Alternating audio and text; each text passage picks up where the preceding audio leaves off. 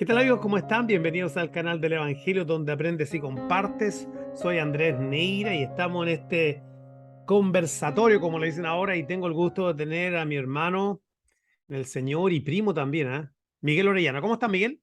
Hola, primo, gusto saludarte, Dios te bendice. Me alegro de tener esta oportunidad otra vez de conversar contigo. Hace bastante ratito que no teníamos un tiempo para conversar de la palabra del Señor, primo.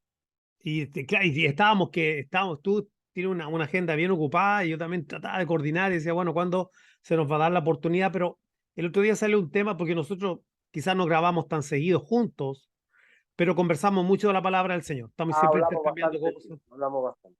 bastante del Señor. Entonces, y el otro día salió el tema del Lucas 15 sobre la parábola del hijo pródigo, que es, quizás tú puedes entrar ahí, porque se le dice, se le llama la parábola del hijo pródigo, pero yo creo que tú tienes que algo muy importante que decirnos sobre esto.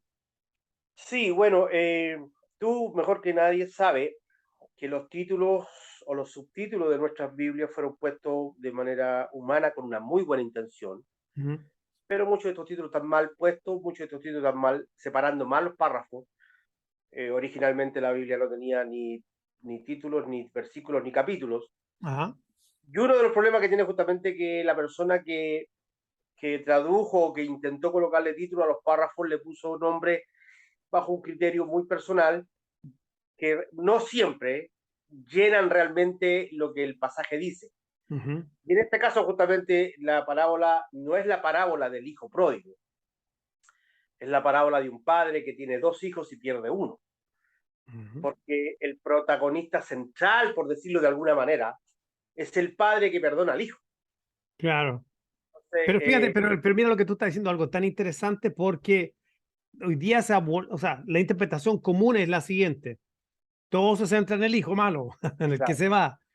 Y se le da una interpretación de tal manera que muchos han llegado a comparar esta parábola como que es la advertencia de perder la salvación, si el claro. hijo pródigo o si el hijo menor, el hijo farrero, no se hubiera arrepentido, entonces él hubiese estado en juego su salvación, pero ¿es de eso lo que viene hablando realmente? No, absolutamente no. A ver, dame una licencia. Primero explicarle a los que están empezando a estudiar la palabra del Señor, que nos van a escuchar, a tu audiencia, que es bastante, explicar rápidamente, parábola es un término griego que significa poner al lado, es decir, poner en paralelo. Y es la idea pedagógica de enfrentar una verdad espiritual con una historia secular, ficticia o verdadera, para que esta historia ayude a aclarar esta verdad espiritual. No sé si estoy Ujú, siendo claro.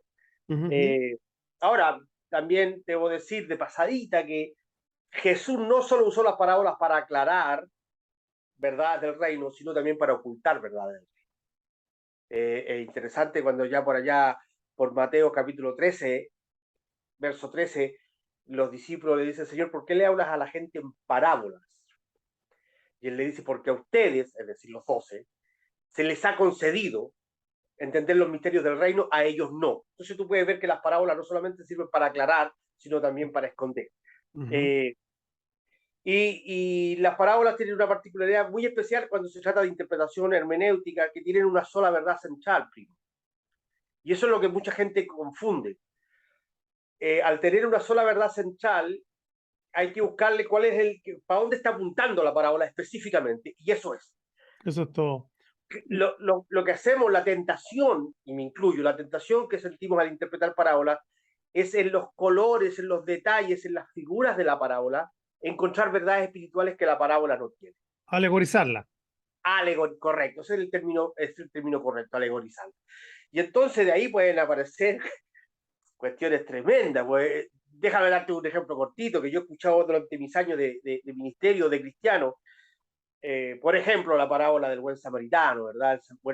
El hombre asaltado es el pecador que se pierde, el buen samaritano es Cristo, al aceite con lo que lo unge es el Espíritu Santo, el vino es el gozo de la salvación, y los dos días que pagó en la hostería el buen samaritano son los 2000 años que se ha demorado Cristo en Sí, yo volver. lo O escuché. sea, un montón de cosas que la parábola nunca quiso En decir. el año 2000, un poquito antes de diciembre, un pastor, yo estaba en una iglesia de visita y estaba ¿Ya? escuchando cómo predicaba el pastor y dijo, bueno, entonces cada moneda representaba el pago de un día y le dio dos monedas y Santiago dice que un día es como 1000 años y 1000 años como un claro, día, entonces los 2 días son 2000 años, o sea que claro. yo lo que estoy diciendo es que es muy probable, no lo quiero afirmar, pero entonces dio a entender como que, y fíjate que a eso le llaman revelación. Claro, ¿no? Y lo terrible es que cuando tú miras esa interpretación y dices entonces Cristo ya se atrasó, porque según esa parábola Cristo ya tendría que haber venido. Entonces, claro, eso es alegorizar. Y es o sea, es mucha la tentación de alegorizar. Primero porque genera la posibilidad de predicar un mensaje sensacionalista. Segundo, que al ministro que alegoriza, todo el mundo lo ve como un tipo profundo que descubre cosas tremendas que los demás no vieron. Y en realidad la parábola del buen samaritano lo único que dice, el tema central es hacer con el prójimo lo que es bueno, lo que es correcto, lo que agrada a Dios. La Claro, la pregunta, pregunta es quién es mi prójimo. claro, ¿quién es mi prójimo? Y entonces Jesús responde con una parábola y al final dice, anda tú y haz lo mismo. O sea, de eso se trata nomás. Esa es la Ser enseñanza. buena, ser buena onda, como diría un joven hoy día, ser buena persona, es todo lo que pide. No, no enseña nada más. Volviendo ahora aquí a Lucas 15, o sea, no podemos llegar a la historia del hijo farrero, de los dos hijos, sin ver el contexto del mismo Claro. capítulo 15, porque Jesús comienza, bueno, viene relatando, Lucas relata que se acercan a Jesús los publicanos y los pecadores, y en eso aparecen, ¿cierto?, los escribas y los fariseos, y empiezan como a murmurar entre ellos de que estaba recibiendo a los pecadores, y de ahí vienen antes de esta parábola vienen dos parábolas. Mira, tú acabas de dar en el clavo. Los hermeneutas, la gente que sabe, no yo, pero los que saben, dicen que el 50% de la interpretación de la parábola está en descubrir la razón de la parábola. Si tú, porque Jesús no es que se levantara en las mañanas con ganas de hablar en parábola. O sea, cada vez que Jesús dijo una parábola era porque o quería enseñar algo o quería crear un debate. Tú sabes que Jesús hasta las sanidades y los milagros los hizo con intencionalidad teológica, es decir, sanaba enfermo para crear debate, para crear conversación, para crear explicación. Entonces, cuando tú descubres la razón de la parábola, tú lees una parábola y vas a buscar la parábola, dónde nace, cuál fue el objetivo, la razón por la que Jesús la dijo, entonces descubres casi un 50% de la interpretación. Y en este caso, en el capítulo 15, verso 1, está clarito. Muchos recaudadores de impuestos y pecadores se acercaban a Jesús para oírlo, de modo que los fariseos y los maestros de la ley se pusieron Claro. a murmurar, este hombre recibe a los pecadores y come con ellos. Estoy leyendo la versión internacional. Sí, sí, yo estoy usando la Reina Valera, lo hemos hecho otras veces. Qué bueno que lo Okay, aclaraste. Tú usas la nueva versión sí, internacional, yo uso la Reina sí, Valera. Y ahí es donde comienza todo, porque en el fondo lo que ahora viene es una seguidilla de claro. cuál es qué es lo que Dios, del, qué es lo fíjate que yo estaba viendo el otro día y te decía que ahora empieza toda cada parábola, la de la oveja perdida, la de la moneda y tanto del hijo que se había perdido, todas conllevan el elemento del gozo de encontrar lo que ya le pertenecía a un dueño, ¿verdad? Por ejemplo, el pastor, la oveja era del pastor, la moneda tenía una dueña que era la mujer y el hijo pertenecía al padre. Y en toda hay gozo por el reencuentro. Eh, te iba a tocar un puntito que es importante que se me salte. Las parábolas tienen una sola verdad central. Tienen una sola verdad central. Entonces, en la mayoría de los casos se aclara una verdad espiritual con una parábola, pero en este caso, como en otros, se usa más de una parábola para aclarar la misma verdad. Una Ujú, sola verdad aclarada con tres parábolas, por ujú. explicarlo de alguna forma. Y este es el caso.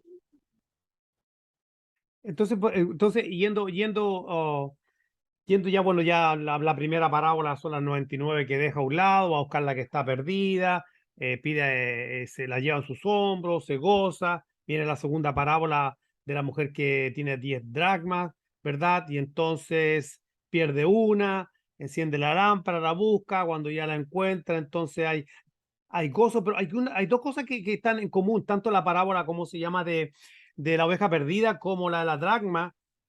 Bueno, ahí, como tú lo dijiste, hay una explicación. Por ejemplo, la de la moneda dice así: os digo que hay gozo delante de los ángeles de Dios por un pecador que se arrepiente. No está explicando el gozo y por qué hay gozo. No simplemente esta cuestión, no es porque no solamente reírse por reírse, no estamos hablando de risa, estamos hablando de un gozo por un motivo espiritual. Y también en la parábola de la oveja, en el verso 7 en 15, Lucas 15, os digo que así habrá más gozo en el cielo por un pecador que se arrepiente que por 99 justos que no necesitan de arrepentimiento. Entonces, como que Jesús viene orillando todo para hablar del arrepentimiento y ahí es donde entonces cae la historia del Bueno, padre con los dos hijos. eh, la pregunta originalmente, o sea, la crítica es, si realmente fuera un profeta o un hombre de Dios, no se juntaría con pecadores, no iría a comer a sus casas, porque eso estaba, tú sabes que esto estaba tremendamente prohibido en la ley judía. Y entonces lo que está haciendo Jesús ahora es explicarle lo que Dios está haciendo. Estas parábolas son para explicar el trabajo salvífico de Dios. Y entonces usa dos parábolas que para la cultura judía son lógicas, fáciles de entender porque caben en la lógica de la cultura judía. Y una tercera parábola que es totalmente antilógica, que los golpea. Porque en la primera, y los incluye, dice, ¿quién de ustedes, si tiene 100 ovejas y pierde una, no deja las 99 bien aseguradas y va por la que se perdió? Simplemente el judío dice, sí, sí, pues sí, tú sabes, los judíos vivían de eso, la gran mayoría de los judíos criaban ovejas de ellos o Pastores, criaban las ovejas de otros, que eran pastores asalariados. Entonces estaba muy familiarizado con este concepto de cuidar la oveja. Ahora, en esa época, pues, Andrés, perder una oveja era como perder las acciones en una empresa hoy día, pues tener dinero en capital en una empresa y perderla, o sea, una oveja algo de re mucho valor. importante, era capital, era su sostén, el sostén de su familia. Entonces Jesús dice, deja la 99 y va por la que se perdió. Entonces, y ahí aprovechamos inmediatamente de corregir, no se trata de la parábola de la oveja perdida, se trata de la parábola de un hombre que pierde una oveja. Claro, No es la oveja la protagonista de la parábola, es el claro, qué bueno, pastor qué que importante que pierde la aclare oveja. eso. Claro, porque lo que está haciendo Jesús es hablar de Dios salvando, Exactamente, de lo es del del acto arrepentimiento de del pecador salvación. De eso está hablando Jesús con la parábola. y de un Un pecador hombre perdió una oveja, arrepentido. claro, aguantó a las 99 y fue por la que se perdió. Y luego viene la segunda parábola, que es como insistir en la lógica. Si una mujer tiene 10 monedas de plata y pierde una, ¿no la busca? Claro que la busca, pues era un tremendo dineral. Era un tremendo billete. No era como perder $10,000 ahora. ¿Tú no lo buscarías? Yo desarmo la casa para buscar. Entonces, no es la parábola de la moneda perdida, es la parábola de la mujer que busca su moneda. Y como tú bien dices, en las tres parábolas se remata con la idea de hay fiesta cuando son encontrados Claro. estos objetos o esta persona o este animal perdido. Entonces, pero en las tres parábolas juntas lo que están insistiendo es en la idea de la obra de Dios salvando. Es Dios buscando la oveja, es Dios buscando la moneda, es Dios perdonando al hijo. Ujú. Esa es la idea. Y ahora cuando entramos a la parábola del padre con los dos hijos, es como que realmente está haciendo, empieza a ser como un paralelo de dónde nace toda la conversación, porque aquí aparecen los dos grupos de personas, los pecadores, ¿verdad? Que están escuchando a Jesús, y está el grupo de los que siente que de la justicia propia, de los fariseos, de los escribas, que se sentían que porque ellos habían guardado todo el tiempo la ley, no eran pecadores, consideraban a todos los demás que no eran religiosos como ellos, de inferioridad espiritual, ¿verdad? Y religiosos, como alguien dijo por ahí. Entonces, aquí es donde empieza, como, yo creo que, yo me imagino, ¿ah? La rabia, los ojos inyectados de sangre al ver que están poniendo ahora dos personajes que ellos se están dando cuenta que Jesús le está diciendo, bueno, pues cuando ustedes me hablaron de los pecadores y cuando murmuraron, pues, bueno, hay un grupo, uno representa a ellos y el otro representa a ustedes. Eh, Jesús, a lo largo de cuando uno revisa el ministerio de Cristo a lo largo de los evangelios sinópticos, Jesús usó mucho el sarcasmo y la ironía para enseñar. Jesús fue muy irónico para enseñar. Acuérdate cuando le dice a los fariseos, escudriñar las escrituras. ¿Cómo le puede decir a un fariseo escudriñar las escrituras si eran teólogos? Y luego le agrega, ellas dan testimonio de mí. O sea, se está, Claro, sí, jugó eso. como diría un joven hoy día, los estaba vacilando. Claro, Entonces, aquí también hay cierto grado de sarcasmo, de ironía, porque como ellos se sentían, como tú bien dices, ellos se sentían los justos y los demás eran los pecadores, Jesús dice, bueno, hay más fiesta, hay más alegría por un pecador que se arrepiente claro, es que el, por los justos. O claro, sea, es el, naturalmente Jesús sabía que todos los hombres, judíos o no judíos, eran pecadores. claro, Está usando un cierto grado de sarcasmo, de ironía. Entonces, después de plantear las dos primeras parábolas lógicas, plantea una parábola que no tiene nada de lógica, que golpea a sus oyentes, porque en la cultura judía solo el hijo mayor, varón, recibía la primogenitura. O sea, jamás se le repartía la... ¿Te acuerdas el caso de Jacob y Esaú? Claro. Hubo un plagio para poder... Bueno, jamás se le entregaba la primogenitura. Es decir, el padre cuando estaba al morir y preparaba su testamento, era al hijo mayor al que llamaba, le entregaba todos sus bienes y el hijo repartía a discreción. Es él el que repartía según su criterio. Solo a sus hermanos varones, las hermanas, y es redundante decir hermanas mujeres, pero las hermanas no tocaban parte de la herencia. Pero aquí hay un detalle bien importante de lo que tú estás hablando, porque si este joven, el hermano menor, pidió su herencia, era algo, una ofensa tan grande, porque era como si le estuviera diciendo, desearía que estuvieran muertos. Claro, claro, estaba deseando la muerte. Le está diciendo, muérete por favor, que necesito mi parte. Claro. O sea, eso es lo que hace más en la terrible la cultura judía, historia. claro, en la cultura judía eso nadie lo iba a hacer. O sea, Jesús ahí planteó una parábola, pero extrema, es un extremo. Y lo otro que no tiene nada de lógico es que el padre haya accedido. Porque en la cultura judía, cuando un hijo cometía este tipo de falta de respeto, esta insolencia, generalmente los padres los declaraban por muertos y no los volvían a hablar nunca más. Ese hijo se había muerto para ese padre y no volvía nunca más a saber de él. No le interesaba lo que le pasaba. En cambio, según Jesús, este padre dice que reunió los bienes y se los repartió. Bueno, ya. Entonces empieza me imagino que los judíos que están escuchando a Jesús en esta palabra están diciendo, ¿de qué está hablando? O sea, Claro, esto no tiene lógica. claro. Y no tiene lógica porque justamente cuando yo examino, por ejemplo, mi propia vida y me enfrento a la santidad de mi Dios y me doy cuenta que murió por mí, no tiene lógica. O sea, a lo mejor si la ha muerto por otro, más decentito, con mejor moral, con más educación, con mejor, no sé, pero por mí, morir por mí, o sea, no, es que no. ¿Te acuerdas cómo Pablo aclara eso? Dice, para los que se pierden, la voz de la cruz es locura. Locura. Porque salvarme a mí es una locura, o sea, y venir a la cruz a morir por mí no tiene sentido, no tiene lógica. Solamente cabe en la misericordia de Dios, solamente cabe en el amor infinito de Él. Pero nuevamente aquí aparece o sea, nuevamente ahora aparece el concepto del arrepentimiento, cuando dice que vuelve en sí, ¿verdad? Iré a la casa de mi padre. O sea, aquí hay un arrepentimiento, una confesión. Y quizá podemos nuevamente retomar que aunque esto es realmente es el, el amor del Padre hacia el pecador arrepentido, es bien importante recalcar nuevamente que este no es una parábola que apunta a que la salvación se pierde, porque muchos han tomado esto. Tú en conversaciones que hemos tenido otras veces sabemos bien claro que la parábola no puede significar algo diferente de lo que significó para la audiencia original. O sea, ahora podemos tener Claro, implicaciones en nuestra vida. ¿Qué implicaciones tiene para la audiencia actual? Pero la audiencia original, digo, la audiencia original, no, ¿cómo lo entendió? Lo entendió como lo estás explicando tú. Es decir, no puede tener otro significado. sí, una de las máximas en hermenéutica es que un pasaje bíblico no puede significar hoy lo que no significó cuando fue escrito. Claro. Es una máxima, o sea, lo mismo que significó para los oyentes de Jesús la parábola tendría que significar ahora. Y aprovecho entonces de compartirte algo. Las parábolas fueron dichas solo para judíos. ¿Ah? No hay parábolas para la iglesia, como algunos piensan. Ujú. Todas las parábolas de Cristo tenían que ver con el pueblo de Israel, con la conducta de Israel, con la relación de Dios con Israel.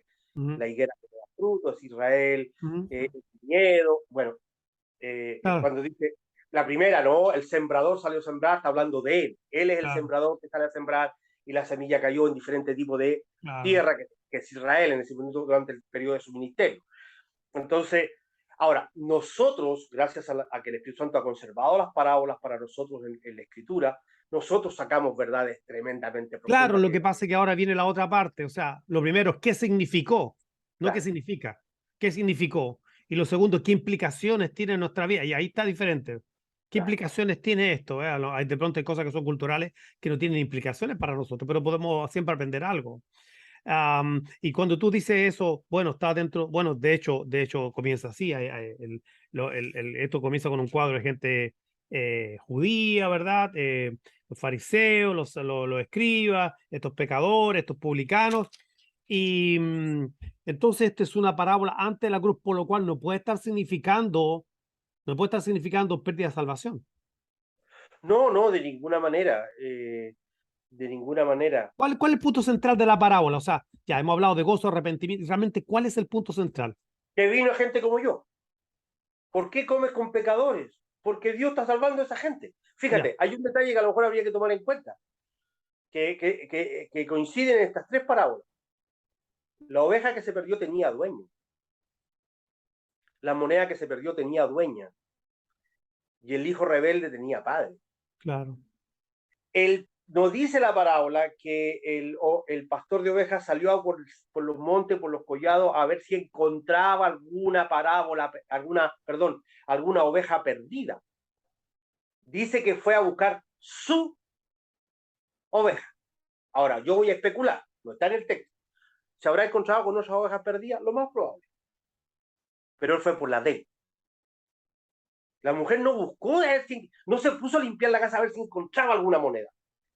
Buscó la que era de ella. Fue puntualmente su moneda. Juan 17, Cuando el hijo vuelve en sí, va donde su padre, no fue a ver si alguien lo podía adoptar como hijo, no fue donde su padre. Entonces, yo uso un término que de repente hay gente que no me entiende cuando lo digo. Yo digo, nosotros fuimos salvos antes de ser salvos. claro, por Yo, elección. yo estaba perdido, pero ya tenía dueño de esta oveja. Yo estaba perdido, pero esta moneda ya tenía dueño. Bueno, yo justo casi te interrumpí. En Juan 17, en la oración sacerdotal de Jesús, Jesús dice, tuyos eran y me los diste. Sí. Fíjate, la oración lo hace, bueno, lo hace por los discípulos que eran, y lo hace en general Y por los que eran agrega del Padre y por los que han de creer. por los que han de creer. Claro, entonces, pero dice, tuyos eran y me los diste. O sea, en otras maneras, siempre han sido del Padre. Claro, claro. Entonces, ahora cuando dice, y por los que han de creer, mucha gente entiende ese texto como, bueno, el mensaje va a ser predicado a todo el mundo y algunos van a creer y otros no, porque existe este concepto, yo no sé dónde nos vamos a meter con esta conversación, pero existe este concepto errado de que la salvación es una opción que el pecador tiene. Claro. Cristo murió en la cruz y el que quiera, el que tome una buena decisión, puede venir a la cruz y ser salvo. Pero no es lo que dice la Biblia en su contexto canónico. Jesús fue muy claro con eso. Nadie, ninguno puede venir a mí si el Padre no lo trae. Arrastrado. Arrastrado, Ah, que es ¿cómo la se idea llama? de Colosenses, ¿no? Cuando fuimos sacados de muerte A a ver, vida, pero el término griego es arrastrado. arrastrado. Entonces, yo no quería ser salvo. ¿Qué dice Pablo a los romanos en el capítulo 3, verso 10? No hay justo ni uno solo, no hay quien busque a Dios, no hay ni siquiera uno. Romanos 9, Romanos 9, tendré misericordia del que yo tenga misericordia, no depende del que quiere ni del que corre. Entonces, entonces eh, cuando Jesús dice, te ruego por esto y por los que creerán, Han de pero creer. los que creerán, Pablo escribiendo una de sus cartas dice, a ustedes les fue concedido el creer. Entonces, esto de creer para ser salvo es algo que el Espíritu Santo hace en nosotros. A ver, la salvación es una acción soberana de Dios, Claro, en la que el pecador no participa. no. Salvo, Eso lo es único que le aporta el pecador es el pecado. el pecado. El Oye, pero pecado. volviendo aquí a Lucas 15, bueno, ya tenemos entonces, llegamos hasta el asunto del arrepentimiento, la actitud del Padre. ¿Cómo es la actitud del Padre? Como es Dios, pues sea, no es hombre para que mienta, ni hijo de hombre para que cambie de opinión, no hay sombra de variación en él. Si él se propuso en una eternidad pasada salvarme, me salva. ¿Este es mi hijo o este era mi hijo? Este es mi hijo amado, ¿verdad? Porque dice, este es mi Estaba hijo, muerto, este es mi hijo, no este era mi hijo. O sea, o una este vez será, hijo, o este va a claro, ser después que lo bañe. Después que lo claro. bañe, después que le cambie ropa y le ponga el anillo, va a volver a ser mi hijo. O sea, una vez No, hijo, siempre hijo. claro. Por eso, viste, ahí llegamos a lo mismo. O sea, esa oveja que fueron a buscar siempre fue del pastor, estaba perdida. La moneda siempre fue de la dueña, estaba perdida. El hijo estuvo perdido, pero él tenía un padre. Entonces, ¿cuál es la gente que llega a encontrarse con Cristo cuando se le predica el Evangelio? Aquellos que siempre fueron de Cristo, pero que no lo sabían, ¿no? Algunos interpretan esto y me parece muy correcta la interpretación de que son prácticamente las tres formas de estar perdido. La oveja se pierde por torpe, porque la oveja en sí es un animal torpe. La moneda se pierde por inercia. La moneda no dijo, me voy a perder para hacer una broma a la señora. No, se pierde por inercia, una moneda. Y el hijo se pierde a conciencia. Él toma la decisión de perderse. Él es un rebelde. Él tiene casa, él tiene padre y se va. Entonces, este tres tipos de personas perdidas tienen una tremenda posibilidad maravillosa. Que si su nombre está escrito en el libro de la vida antes de la fundación del mundo, van a venir a Cristo porque van a venir a Cristo porque el Padre se encargó de que Cristo viniera por ellos. Amén. Mira, estaba viendo el verso 30, porque aquí ya el padre hace una fiesta, el hermano mayor, ¿cierto? Está ahí preguntando, bueno, qué es lo que está pasando con tanto ruido. Y fíjate, cuando ya se entera de la fiesta que le están haciendo al hijo menor, a su hermano menor, el verso 30 dice algo interesante, dice, pero cuando vino, dice el hijo mayor, cuando vino tu hijo, entonces, que ha consumido, ¿cierto? Todo lo que ha consumido tus bienes con rameras, has hecho matar para él el becerro más gordo. Entonces le dijo, hijo, tú siempre has estado conmigo. Pero mira, el detalle, aquí está como, de alguna manera podemos ver cómo empieza todo esto en Lucas 15, porque vemos cómo este que se justificaba a sí mismo, este hermano mayor, hace una separación entre este y ese otro. Claro, Él podría haber dicho, cuando vino mi hermano, pero hace una separación. Entonces ahí vemos realmente que como Jesús, con la sabiduría que él tenía, ¿verdad? Señor Jesucristo, Dios por sobre todas las cosas, pero en su humanidad, pero con esa sabiduría va llevando la parábola y nos va mostrando realmente el cuadro así, bien develado. Aquí no hay nada, aquí no hay nada escondido, aquí no hay nada con misterio, ni mucho menos. Fue bastante claro y me puedo imaginar la cara de esos religiosos de esa época cuando ellos se vieron representados en este hermano mayor. ahora yo sigo insistiendo que aún aquí en esta parábola Jesús está hablándole a ellos, a los judíos, porque son los judíos los que increpan a Jesús con respecto a que se junta con pecadores, Ujú. porque este hermano mayor representa a Israel, para mí, en mi personal interpretación. Este hermano mayor representa a Israel. Entonces es Israel que se cree justo y el pueblo de Israel que se cree. Israel siempre, desde el monte de Sinaí para acá, Israel siempre ha tenido el concepto de que ellos son el único pueblo de Dios y que Dios es solo Dios de ellos, de nadie más. Israel es el único pueblo de Dios y Dios es solo Dios de ellos. ¿Tú te acuerdas en Lucas 4:18 cuando Jesús comienza su ministerio y entra a la sinagoga y le dan el rollo de Isaías y lee el pasaje que se refiere así y les dice, esta escritura se ha cumplido hoy frente a ustedes? La gente lo alaba, la gente lo aclama. Dice, qué tremendo. Oye, ¿de quién es el muchacho este? El hijo de José, de María, el carpintero. ¡Wow! ¡Qué lindo habla! ¡Qué lindo habla! Pero luego Jesús continúa y dice, había muchos leprosos en Israel, pero a Dios le plació sanar a un gentil, a, a, a Naamán el Nada sirio. Y más. había muchas viudas, pero a Dios le plació sanar a ayudar a la viuda. Inmediatamente cambió el ambiente y querían matarlo. Claro. 30 segundos antes lo estaban aplaudiendo, 30 segundos después lo querían matar, solo porque Jesús está incluyendo en Israel gente que no está en el pacto según él. Claro. De todas Entonces, maneras, yo, fíjate, fíjate, tú ves al hijo diciendo, ¿y de verdad que van a matar un cordero para este tipo? claro, yo quizá a lo mejor veo el verso primero y, bueno, sí, yo creo que una interpretación que tú dices de Israel, pero yo veo ahí publicanos que son israelitas, que son pecadores, y veo el otro. Pero mi impresión es que está apuntando a un grupo, o sea, no, yo lo veo así, lo veo que está apuntando no a Israel como tal, sino más bien a un grupo de religiosos de esa época que se justificaban porque hay otros que también son judíos, que es publicano y, bueno, diferentes, podemos decir pecadores.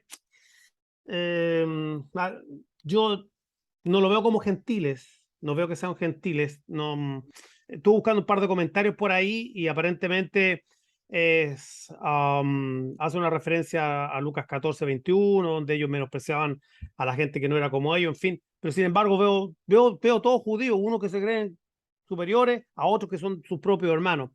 Pero de todas maneras, eh, esta interesante parábola que hemos podido aprender tiene, como tú bien dices, una sola interpretación y es realmente Dios buscando al pecador. Sí, Punto. yo Creo que buscando al eso es muy pecado. importante. Y como dijiste en un comienzo, eh, es muy fácil, muy rico querer alegorizar el texto y tomarlo. Y hoy día yo hablaba con un pastor y el pastor me decía, ¿tú sabes qué? Estoy predicando, pero como estoy predicando ahora, no era como predicaba antes. Entonces aprendí algo nuevo que nunca había visto en mi congregación. Ya el pastor ya hace mayor de mi edad, un poquito más. Y entonces decía, porque ahora yo no les digo, ¿cuántos dicen amén? ¿Cuántos dicen aleluya? ¿Cuántos están conmigo? La gente está toda callada, escuchando, poniendo atención a la palabra. Y, y creo que es importante porque la palabra por sí misma es la que tiene, bueno, el Espíritu Santo obviamente, pero la capacidad de edificarnos, de perfeccionarnos y que no necesitamos un montón de muletillas. Como para terminar esto, recuerdo una persona que yo le comenté una vez, una persona que decía que era pastor, y lo lo vi predicar a la congregación en Miami, y él predicó y predicó con alegoría, todo alegorizado. Entonces cuando terminó de predicar, lo llamé a un lado y le dije, ¿y por qué tú alegorizas, o sea, por qué estás alegorizando todo lo que tú predicas? Entonces me dijo que, dice él que tenía un máster en teología. Dijo, pero es que no sé cómo predicar de otra manera. ¿Cómo se predica de otra manera? O sea, Sí, no sé cómo predicar de otra manera. el gran problema con la alegoría, por eso es que es una tentación para los que predicamos, porque la alegoría te permite opinar, y la verdadera predicación es donde el predicador no opina de la palabra, dice la palabra. Esto dice el texto. ¿Cómo le ayudamos a la gente a entender el texto? Investigando lo que era en el original, en el griego, en el ambiente cultural, su contexto ideológico, contexto cultural. Cuando ya tenemos todo eso claro, le decimos a la gente, esto quiso decir Moisés aquí, esto quiso decir David aquí, esto quiso decir Pablo en esta carta. Y ya, se acabaron todas las especulaciones. En cambio, al alegorizar, yo tengo la facultad de decir, darle mi opinión respecto al detalle, ¿ves? Eh, y claro, Claro, y para la algunos, alegoría, lo que pasa es que la alegoría es disfrazada de Dios me reveló claro, tal cosa, y entonces, pero curiosamente, vamos a un ejemplo, ya terminando este conversatorio tan interesante contigo, que espero, siempre te digo lo mismo, que no sea la última vez. Eh, pero esto me recuerda a un ejemplo como las piedras del arroyo de David. Entonces, un predicador dice que Dios le reveló que una piedra es la fe, la otra es el amor, la esperanza, qué sé yo, la paciencia, la benignidad. Otro aparece y dice que Dios le reveló el mismo domingo en otra iglesia, y la primera oración es el ayuno. La primera piedra es el ayuno, la otra oración es el diezmar, la tercera oración es el guerrear espiritualmente.